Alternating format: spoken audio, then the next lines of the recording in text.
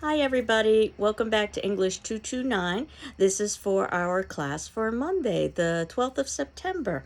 And we met last week where I introduced the syllabus and the course outline. So if you've got any questions about the syllabus or the course outline, please let me know.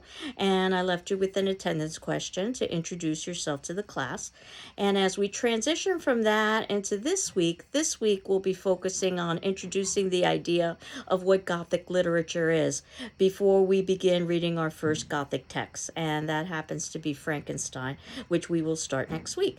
And as I had indicated, what you want to try to do is to read ahead so that by the time we get to our first class in Frankenstein, ideally you would have finished reading Frankenstein and you would be reading the second text in our course outline.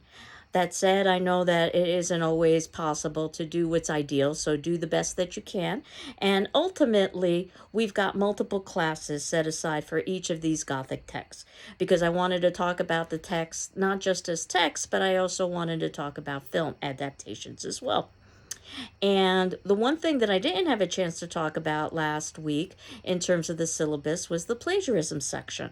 So I thought I would just briefly discuss it now. And I'm pretty sure that you've probably heard about plagiarism from some of your other teachers. It's basically using somebody else's language or ideas and not giving them credit. In other words, not acknowledging the source. So it's considered to be a kind of theft, an intellectual theft, rather than a theft of a particular possession. The consequences can be just as significant. So if you were to be found plagiarizing and you were to get off easy, so to speak, you would fail that assignment. But if you weren't getting off easy, you could actually be expelled from college with a notation on your transcript that the reason why you were expelled was because of plagiarism. So it's very serious. And I always leave a couple of stories with my students about plagiarism to encourage them not to plagiarize. One actually happened to me early on in my career, and one I read about. And the first one that happened to me early on in my career was in the days that we didn't necessarily have access to internet. So I wasn't able to look on the internet to see where I had seen this information previously. And I don't know if you're aware of this, but as many resources as exist online to help students plagiarize, there are an equal number of resources online to help professors discover if students are plagiarizing. One of my favorites happens to be Turnitin.com, where I can type in a sentence or a paragraph and do an electronic search. But that I couldn't do. I was reading a paper and I realized that the paper sounded familiar, but I needed to rely on my memory. And honestly, I didn't have to think very long or hard to realize where I had read this before. It was from our own class textbook. So this person was literally copying passages from the class textbook with a couple of mechanical errors here and there. I don't know if they just were careless with their copying and they're plagiarizing, or they were hopeful that if there were a few errors, I would assume that they were the original author. The better story did not occur to me, but it happened around the same period. So we're talking about in the early days of the internet. So this particular professor, who's middle-aged, and this part is important that he's a middle-aged professor, is reading a group of papers and he realizes that one of them sounds familiar. And again, he couldn't necessarily rely on the internet. He had to rely on his own memory. And as he's reading this paper and he's contemplating, where have I read this before? I know I've read. And then it occurred to him he hadn't read it before. He had written it before, years earlier when he was an undergraduate. It was one of his old papers, and it appeared in all the academic newspapers, this story. So yes, there is such a thing as an academic newspaper. And it had something to do with a fraternity that was recycling old papers from former fraternity members. And somehow, some way, this professor ended up getting one of his old papers from one of his current students. And I don't usually feel a lot of sympathy for people who plagiarize, but I think I feel sorry for this person who not only was found plagiarizing, but basically was featured in news media just because what are the odds of handing in your own professor's work? So I use these two examples to encourage you not to plagiarize if you're thinking about it. If you'll remember the assignments that we will be doing over the course of the semester, you've got some informal journal writing assignments.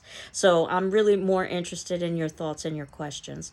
And you've got critical papers that that will be due, not research papers. So that said, if you wanted to do outside research, you could, but you're not required to. So what I'm hopeful is that because of that, there would be even less temptation to plagiarize. I kind of liken plagiarism to cheating on your taxes. It may be easy and it may even be tempting, but the consequences are very significant. So that's my little speech about plagiarism. And what I had assigned for today was an author that you probably have heard of because he's quite famous in popular culture, Stephen King. He's probably best known for his works of fiction, but he also wrote a text called Danse Macabre, where he reviews supernatural literature and the Gothic tradition. So I thought it would be useful to talk about a few of the chapters in that particular text as we lay the foundation of what Gothic literature is and how we can go about reading it from an academic perspective. So that was chapters 1 through 3, Invitation to Dance, Tales of the Hook, and Tales of the Tarot. And as I had indicated, whenever I can find links for the text that we're going to be reading this semester, I will provide you with those links. So I did find a link for Danse Macabre, so you can see in the notes below. And after each video, I'll have the class notes listed of the major points that I would have covered in the class videos. So you can see in the notes below, I've included a link to Danse Macabre, which basically is a medieval term. It means the dance of death. And it's about the artistry and the universality of the dark subjects that oftentimes inspire fear. And there is a woodcut image of the Danse Macabre, skeletons basically dancing over graves. And again, if you were to go to the notes below, you can see the link where you can find that particular woodcut image from medieval times. So there's this old idea of death having a certain level of fascination associated with it. In fact, some have suggested that death is really our biggest fear and the biggest unknown. It's one of the things that Stephen King suggests, and that basically that's what Gothic texts do, is that they allow us to examine this fear, but in a safe way. And according to Stephen King, there are 3 levels of horror. And the first is the lowest level, the gross out. That's revulsion. And that usually is just for titillation. Then the next level would be the creeps, which leads to a certain level of anxiety, and it's the middle level. And then finally, there's terror, and that's the highest. There is this sense of a fear of disestablishment, and it is the suggestion of fear rather than the outright showing of fear. And we will see all different levels throughout the course of this semester. And as Stephen King talks about, he's not proud. He's certainly aiming for terror, but if necessary, he will go for the creeps or even for the gross out. One of the things you've probably noticed with reading Danse Macabre or any of Stephen King's works is that he's very informal and he's very colloquial. He's got his own style, and his style is very different from H.P. Lovecraft's. And we will be reading H.P. Lovecraft, or at least discussing H.P. Lovecraft for our next class, and you'll see that the style of Lovecraft is in direct contrast to the style of King. That Lovecraft is very much an Anglophile. He's very formal. He's very academic. They both are saying similar things in many respects, but they go about it in different ways. And again, think of this reading and also our next reading coming up by Lovecraft as laying the foundation for the actual Gothic text that we will be reading and writing about over the course of this semester. One of the things that Stephen King maintains, and I agree with, is that Gothic literature examines national phobic pressure points, the anxieties of our time. One of the things I talk about in my horror film class as well, whether they be political anxieties or economic anxieties or social anxieties or psychological anxieties or all of the above. One of the more interesting things I think about the Gothic tradition is those texts that are well written can be read from an analytic perspective. In other words, we could utilize the same tools that we utilize with other great pieces of literature. We're looking for the symbolic, the allegorical, that which is representational. So it isn't just the literal, but it's also what it suggests. And symbols are quite common in our society. Think about the symbol of a flag, for instance. It's It's a concrete object that's supposed to symbolize something that is not concrete, an emotion. Patriotism, for instance. And then there are other symbols that aren't necessarily as obvious because we haven't necessarily, as a culture, given them a universal meaning. But oftentimes we can find those symbols in writings and in other forms of art. And part of the fun, if you enjoy reading and you enjoy interpreting, is trying to determine what suggested meanings might accompany the literal. That we will be doing over the course of this semester as well. And for those of us who enjoy doing this with this genre or category of writing, the suggestion is that probably we're looking for some level of catharsis or purging of emotion, that it allows us to experience in a safe way fear and danger and perhaps even death. And if you think about the roller coaster in the amusement park, there are a good number of parallels for those individuals who enjoy roller coasters in amusement parks. Because ultimately, if we were to experience what we would experience on a roller coaster in real life in our own vehicle, it wouldn't be enjoyable at all. Our vehicle would basically be out of control. But the idea is that the roller coaster is controlled so that we will be safe, but yet we can still experience the adrenaline rush. And that's usually what is appealing to those individuals who like watching horror films or like reading Gothic texts. That said, there is also, I think, an element of trying to confront one's fear so that one can, in one way or another, address those fears in a healthier way in real life. So I think it's pleasurable, but it also serves a certain level of purpose as well for most individuals who are attracted to this particular genre. Danse Macabre in Tales of the Hook, and this is in chapter 2, talks about how there is a lot of genre blending. A genre again is a kind of category, and that we talk about horror, that which is associated with fear, but it oftentimes blends into science fiction, that which is possible through science but has not yet been achieved. And as you know, I've also been talking about the word Gothic, which is an architectural term some of you might be familiar with. If you are familiar with the Gothic cathedrals, they were considered to be these large barbarian monstrosities when they were first created. Or perhaps from a historical perspective, you might be familiar with the term Gothic. And they were invading Germanic tribes, again viewed as barbarian. And both of those terms were basically borrowed to create this genre of Gothic literature. And it oftentimes is misunderstood and maligned. It's viewed as being escapist, and it's viewed as being very manipulative, and perhaps it is, but I think it can also be very reflective of our society and again the anxieties that we experience in our society.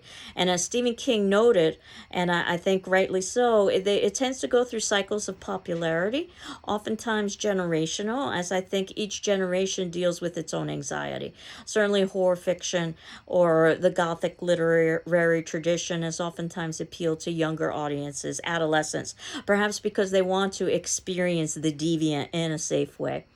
And one of my favorite quotes happens to be from a text called I Am Legend by Richard Matheson that you might be familiar with. And it basically, the quote that states that normalcy is a majority concept. Normalcy is a majority concept, and I think that's quite true. That basically what we determine as normal or abnormal is determined by the large group. And I always think of that when we think about the Gothic, particularly when we think about the idea of the Gothic questioning some of the some of the elements of normalcy within our time, and definitely we'll see that within Frankenstein.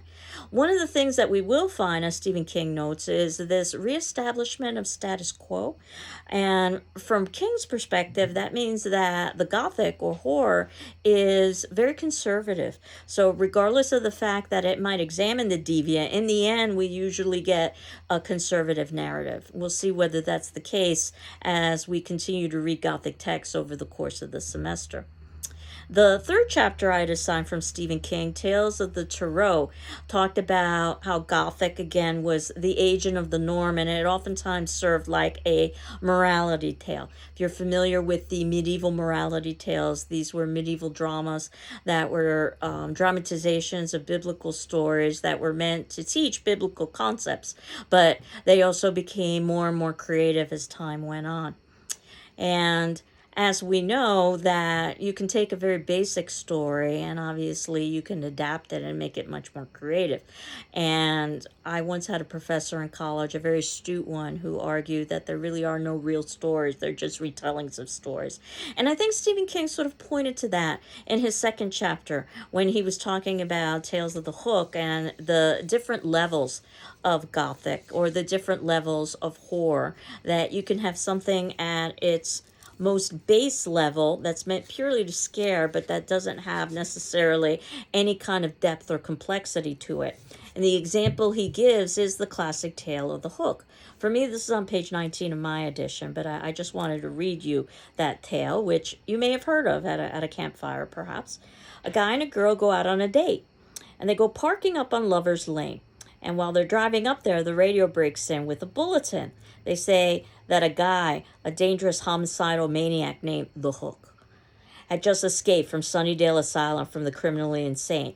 And they call him The Hook because that's what he's got instead of a right hand, a razor-sharp hook. And he used to hang around these lovers' lanes, and he'd catch these people making out and cut their heads off with the hook. He could do that because it was so sharp, you know. And when they caught him, they found like 15 or 20 heads in his refrigerator. So the news guy says to be on the lookout for any guy with a hook instead of a hand, and stay away from any dark, lonely spots where people go to, get it on. So the girl says, let's go home, okay? And the guy, he's a real big guy, muscles on muscles. He says, I'm not scared. And he, that hook guy is probably miles from here anyway. So she goes, come on, Louie, I'm scared. Sunnydale Asylum isn't that far from here. Let's go back to my house. I'll make popcorn and we can watch TV. But the guy won't listen to her, and pretty soon they're up on the Outlook, parked at the ending of the road, making out. And she keeps saying she wants to go home because they're the only car there, That stuff about the hook scared away everybody else. But he keeps saying, come on, don't be such a chicken. There's nothing to be afraid of. And if there was anything to be afraid of, I'd protect you, and stuff like that. So they keep making out for a while, and then she hears a noise, like a breaking branch or something. Like someone is out there in the woods creeping up on them. So then she gets real upset, hysterical, crying and everything. And she's begging the guy to take her home. And the guy keeps saying he doesn't hear anything at all. But she looks in the rearview mirror and thinks she sees someone all hunkered down on the back of the car, just peeking in at him and grinning. And she says if he don't take her home, she's never going to go out parking with him again. So finally, he starts up the car and really peels out because he's so jacked off at her. In fact, he just about cracks them up. So anyways, they get home, and the guy goes around to open the door for her. And when he gets there, he just stands there, turning as white as a sheet. And his eyes are getting so big you think they were going to fall out on his shoes. And she says, Louie, what's wrong? And he just faints dead away, right there on the sidewalk. She gets out to see what's wrong, and when she slams the car door, she hears this funny clinking sound and turns around to see what it is. And there, hanging from the door handle, is a razor-sharp hook. And obviously the story has no kind of characterization. It has no kind of depth or complexity. It's meant basically purely to do one thing, to scare. And when we think about the gross out, and we will talk about that when we talk about texts like The Exorcist, which I've always said is a misread text. Everybody focuses on the possessed girl and the physical symptoms she exhibits, but the title says everything. The Exorcist is not about the girl. The Exorcist is about the priest who is the exorcist. And if you read the text from that perspective, it's a very different text. Or if you watch the film from that perspective, it's a very different film. But that said, yes, there are those texts in the horror tradition or in the Gothic tradition that exist purely to do one thing, which is to titillate and to horrify. But there are others that are also much more suggestive, and those are the ones that are much more interesting. And as I was talking about the Gothic convention, this architectural term that started with the pointed arches and the cathedrals, and also that historical term about the German conquerors who were the Goths. This led to the creation of what is usually called the first Gothic novel. And this is The Castle of Otranto, and it was written in 1764 in England by Horace Walpole. And if you look in the notes below in section 4, you'll see that I've included a link to that. Now, I'm the first to admit that this is a terribly written book. But regardless of the fact that it's not particularly well written, it led to many of the conventions associated with the Gothic tradition. So I gave you the link just for your information. You're not required to read the book, but if you wanted to peruse a few paragraphs, it has something to do with the haunted helmet that falls out of the sky. Yes, you heard me correctly. But at any rate, some of the conventions that were established that we will find in current Gothic or horror texts: secret passageways, mysteries. And think about Edgar Allan Poe, who's so important in this genre, and he also was credited with creating the first mystery story, or at least the first modern day mystery story as we think of it. Death, decay, distress, victimization, usually female victimization, omens and curses, nightmares, an eerie atmosphere. Think about Halloween, how it's coming up soon, and how environment and atmosphere is so important for our understanding of Halloween. Possible supernatural activity, that which defies natural explanation, which is different from science fiction, which has a possible science explanation, just the science hasn't reached to the level of being able to provide that explanation. Doubling, we'll see lots of twos. It also times is known as the doppelganger, an identity that is reflective of yours, but it is another identity, a kind of mirror image, if you will. And ambiguity, so that if nothing else, it is unclear by the ending of the text as to whether or not the events have occurred. If they have occurred, then they probably are the result of supernatural phenomenon, or whether there could be some sort of natural explanation, for instance, a hallucination. And we'll see that over and over in the text that we're reading, beginning with Frankenstein.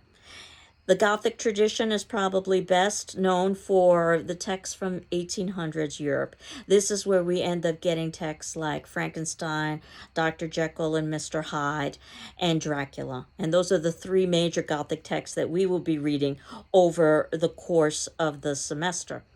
And if you look in the notes below, not only have I included a link to the next reading that we're going to be doing next class, Supernatural Horror and Literature by H.P. Lovecraft, where he talks a little bit about his perspective about the Gothic and horror, but I've also given a link from Gutenberg, which is a great link for finding public access text for Frankenstein. Though, of course, you know I've ordered a text for Frankenstein. I've also put the text on reserve in the GCC library as well, which means that you can read them in the library, or you can copy them or scan them in the library. You just can't take them out of the library. So there is a long tradition of horror, and probably horror, we think about three basic stories. What Stephen King calls The Thing, the story about this inexplicable thing. Frankenstein is a wonderful example of that. Or the vampire, living off of the life force of another. Dracula is a wonderful example of that. Or the werewolf, some sort of inexplicable transformation. And Dr. Jekyll and Mr. Hyde is a great example of that. Of course, there are other examples. And one of the things that we'll talk about is the distinction between internal and external horror, and which is more horrific. And perhaps the external horror of the monster isn't nearly as horrific as the possible internal ghosts that haunt us all, demons that torment us all, the possibility of insanity and not perceiving reality might be more horrific than any kind of external horror. And there's a long tradition, literary tradition in horror. Just think about something like Macbeth, Shakespeare and his three witches. Or even something like Beowulf, where we've got stories of monstrosity. So it isn't necessarily a genre that is exclusive of literary treatment. It became a genre that oftentimes was directed towards profit and entertainment. So it was focused on popular audiences. And while certainly you can entertain and certainly while you can profit, the hope is that you can also do something else.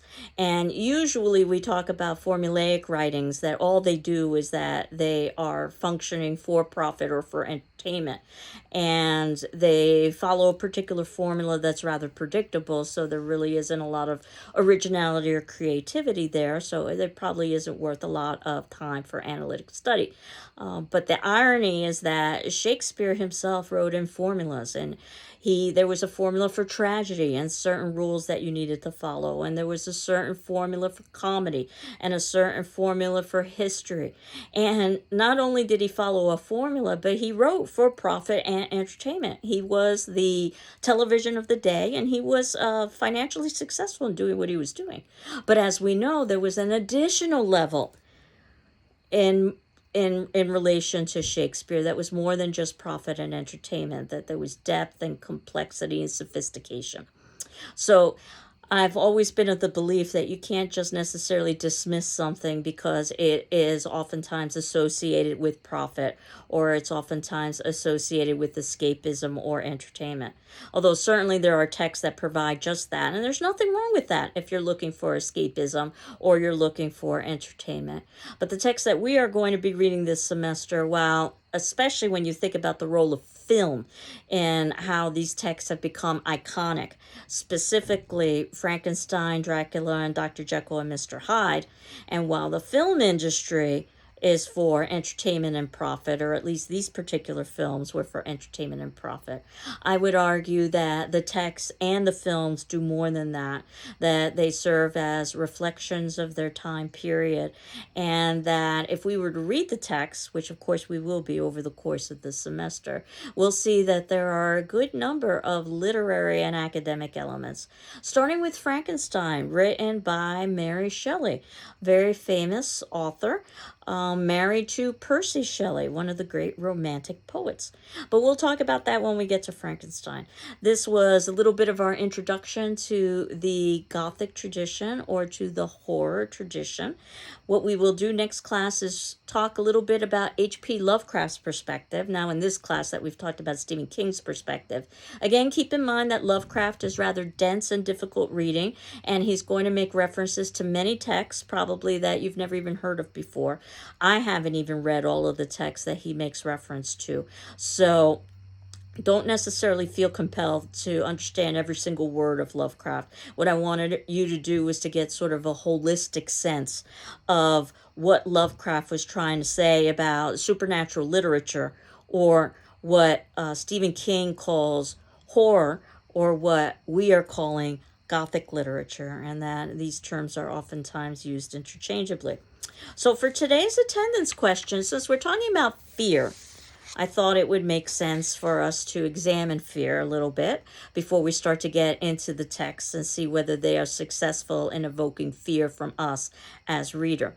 So for your attendance question, and this would be on our class discussion forum that would be due on Wednesday, the 14th at 8 a.m. And again, if you need additional time, please let me know. What frightens you and why does it frighten you? What frightens you and why does it frighten you? Again, you'll notice that I'm asking questions that don't necessarily have a right or wrong answer. What I'm more interested in is the process of your thinking and your rationalizations for why something is or is not the case. And You're not required to respond to your peers, but you're encouraged to. But you are required to read all of the responses from your peers and also all of my responses to each of you, because I will be responding to each of you. So that'll give you an idea of what we would experience during a class discussion if we were meeting in person. Because if we were meeting in person, that's what we would do right now, is we would talk about fear. But instead, I'll have you do that on the discussion forum. So I hope you're doing well. I'm doing well, and we will continue on next class talking about H.P. Lovecraft. Take care. Bye-bye.